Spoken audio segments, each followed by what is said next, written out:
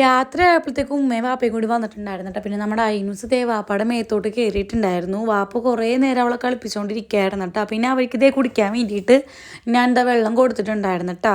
അങ്ങനെ അതെല്ലാം കുടിച്ച് കഴിഞ്ഞിട്ട് അവർ ഇറങ്ങാൻ നിന്നപ്പോഴത്തേക്കും കറണ്ട് പോയിട്ടുണ്ടായിരുന്നേ.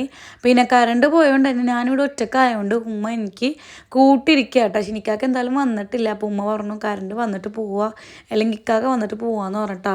ഞാനാണെന്നുണ്ടെങ്കിൽ കുളിക്കാൻ നിൽക്കുമ്പോഴാണ് ദേ ഉമ്മയും വാപ്പയും കൂടി വന്നിട്ടുണ്ടായിരുന്നത്. പണിയെല്ലാം കഴിഞ്ഞപ്പോഴത്തേക്കും രാത്രി ആയിട്ടുണ്ടായിരുന്നു. പിന്നെ രാത്രി ആവാം കുളിയെന്ന് വിചാരിച്ചിട്ട് ഞാൻ കുളിക്കാൻ നിന്നപ്പോഴത്തേക്കും കറണ്ട് പോയിട്ടുണ്ടായിരുന്നേ. പിന്നെ വാപ്പാടെ കണ്ണിൻ്റെ ഓപ്പറേഷനായിട്ട് അഡ്മിറ്റ് ചെയ്യാൻ വേണ്ടിയിട്ട് പോവാട്ടോ. അപ്പോൾ അതുകൊണ്ട് ഉമ്മാക്കൊരു ബാഗ് വേണമെന്ന് പറഞ്ഞിട്ടുണ്ടായിരുന്നു. അങ്ങനെ അലമാരിന്ന് ബാഗും കാര്യങ്ങളൊക്കെ എടുത്തു കൊടുത്തിട്ടുണ്ടായിരുന്നു. പുറത്താണെന്നുണ്ടെങ്കിൽ വണ്ടി പണിയണ തിരക്കിലാണ് കേട്ടോ. കുറച്ച് നേരം കഴിഞ്ഞപ്പോഴത്തേക്കും കറണ്ട് വന്നിട്ടുണ്ടായിരുന്നു. അപ്പോഴത്തേക്ക് എൻ്റെ കുളിയും കാര്യങ്ങളൊക്കെ കഴിഞ്ഞിട്ടുണ്ടായിരുന്നു. എടുത്തിട്ട് തന്നെ ഞാൻ കുളിച്ച് കയറിയിട്ടുണ്ടായിരുന്നേ. പിന്നെ കുറച്ച് സാധനങ്ങൾ വാങ്ങിക്കാനുണ്ടായിരുന്നു. ശനിക്കാരൻ്റെ വണ്ടിയിൽ പെട്രോൾ അടിക്കാനുണ്ടായിരുന്നു കേട്ടോ. അങ്ങനെ അതെല്ലാം വേണ്ടിയിട്ട് ഞങ്ങൾ ഇതാ പുറത്തോട്ട് ഇറങ്ങിയിട്ടുണ്ടായിരുന്നു. ഉമ്മയും അപ്പയും നമ്മൾ കൂടെ തന്നെ ഇറങ്ങിയിട്ടുണ്ടായിരുന്നേ. അങ്ങനെ പെട്രോളൊക്കെ അടിച്ച് കഴിഞ്ഞ് തിരിച്ച് വരുന്ന വഴിക്കാണ് കേട്ടോ ഈ ഒരു കടയിൽ കയറിയത്.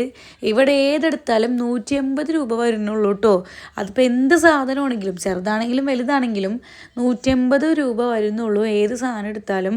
അപ്പോൾ ഞാൻ ആ യൂസിന് ആദ്യം ഒരു ബാഗ് എടുത്തിട്ടുണ്ടായിരുന്നു കേട്ടോ. വീട്ടിൽ വന്നപ്പോൾ അവൾക്ക് ആ ബാഗ് വേണ്ടാന്ന് പറഞ്ഞിട്ടായിട്ടാ കരച്ചൽ.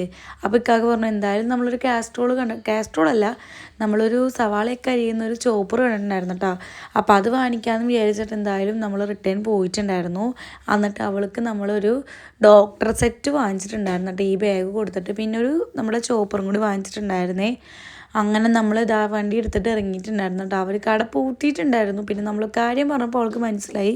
അവർ ആ സാധനങ്ങളൊക്കെ എടുത്തു തന്നു. പിന്നെ വീട്ടിൽ വന്നിട്ട് ഇതാ തക്കാളി വാട്ടിയതും കക്ക വറുത്തതും പപ്പടവും അച്ചാറും കൂട്ടിയിട്ട് ഫുഡ് കഴിച്ചിട്ടുണ്ടായിരുന്നു. പക്ഷെ എനിക്കൊക്കെ നമസ്കരിക്കാൻ ഇരുന്നിട്ടുണ്ട്.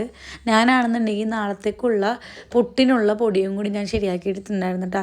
കിച്ചൺ സെറ്റ് വാങ്ങിച്ചപ്പോൾ തന്നെ വാപ്പയും മോളും കളി അയച്ചിട്ടുണ്ടായിരുന്നു. പുട്ടിനൊക്കെ നേരത്തെ നനച്ച് വെച്ചിട്ടുണ്ടെങ്കിൽ നാളത്തെ പണി എളുപ്പമായിരിക്കും കേട്ടോ. ഒരുപാട് ഓടിപ്പടഞ്ഞ് നടക്കേണ്ട ആവശ്യമില്ല, വെളുപ്പാങ്കാലത്ത് പോകണല്ലേ. പിന്നെ ഇതാ തക്കാളിയും കൂടി വാട്ടിയിട്ടുണ്ടായിരുന്നു. പക്ഷെ എനിക്കാണെങ്കിൽ ചെറിയൊരു തൊണ്ടവേദന ഉണ്ടായിരുന്നു കേട്ടോ. അപ്പോൾ ഞാനെന്താ ഉപ്പ് വെള്ളം കൊടുത്തിട്ടുണ്ടായിരുന്നു കേട്ടോ, ചൂടുള്ള വെള്ളം കൊടുത്തിട്ടുണ്ടായിരുന്നു. അപ്പോൾ ഇക്കാക്കതാ തൊണ്ടയിൽ പിടിക്കുന്നുണ്ട്. പിന്നെ നമ്മുടെ അയിനൂസ് ഇതാ കുത്തി വെക്കാനൊക്കെ നോക്കുന്നുണ്ട്. അങ്ങനെ എനിക്കാകെ ഇതാ ഫുഡ് കഴിക്കുന്നുണ്ട്. ഞാൻ കിടക്കാൻ പോയി. അത്രയുള്ളൂ. കുഞ്ഞിയുടെ ഇഷ്ടപ്പെടും.